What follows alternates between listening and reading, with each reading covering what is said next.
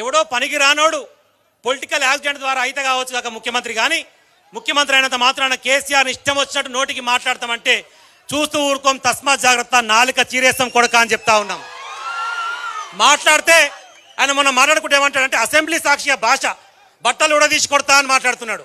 ఈ బట్టలు ఉడదీసి ఇచ్చడం మీకు ఎరికేనా? అసలు 2009 వీడు పోటీ చేసినప్పుడు గురునాథ్ రెడ్డి అంటే ఆయన గుడ్డలోడ తీసుకోండి ఫస్ట్ ఆడ 2009లో ఈయన గుడ్డలోడ తీసి గురునాథ్ రెడ్డి ఆడ కొడితే వానికి అంటే అదే మతికొస్తున్నది. ఇక ఎవరి గురించి మాట్లాడినా గుడ్డలోడ తీసి ముచ్చటే మాట్లాడుతున్నాడు.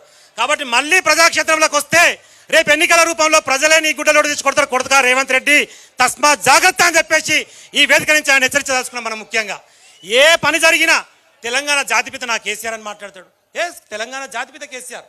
తెలంగాణ జాతి కోసం చావు నోట్లో తలబెట్టి తెలంగాణను సాధించిన వాడు తెలంగాణ జాతిపితనే అవుతాడు. తెలంగాణ కోసం పార్టీ పెట్టి 14-15 సంవత్సరాలు నిర్విరామంగా పార్టీని ముందుకు నడిపించి ఎక్కడా కూడా చిన్న హింసాత్మక సంఘటనలు చెదరగకుండా అహింస మార్గంలో ఆర్టికల్ 3ని ఉపయోగించి తెలంగాణ సాధించిన కేసీఆరే 100% తెలంగాణ జాతిపిత. దాంట్లో అనుమానం లేదనేటువంటి విషయాన్ని కూడా మనం స్పష్టం చేస్తా ఉన్నాం. ఎక్కడికక్కడ మనం కూడా గొంతు విప్పాలి. ఒక్కడు మాట్లాడితే 100 మందిని గర్జించాలి, కేసీఆర్ గారి పక్షాన కొట్టాడాలి. అలాంటి లంగాలకు దొంగలకు ఓటుకు నోటుకు దొంగలకు మనం సమాధానం చెప్పి తీరాలని చెప్పేసి నేను ఈ వేదిక నుంచి మీ అందరూ కూడా గుర్తు చేస్తా ఉన్నాం. ఇలాంటి లంగల దొంగలకు బుద్ధి చెప్పడం కోసమే ఒక సందర్భం సమయం వచ్చినప్పుడు వాడుకోవడం కోసం ఏప్రిల్ 27న జరిగేటువంటి భారీ బహిరంగ సభకు సూర్యాపేట జిల్లా నుంచి కూడా భారీ ఎత్తున తరలి వెళ్ళి ఆ సభను సక్సెస్ చేసుకొని మన నాయకత్వంలో ముందుకు సాగుతూ వాళ్ళు ఏ కార్యక్రమం పిలుపునిచ్చినా దాన్ని ముందుకు తీసుకుపోదాం.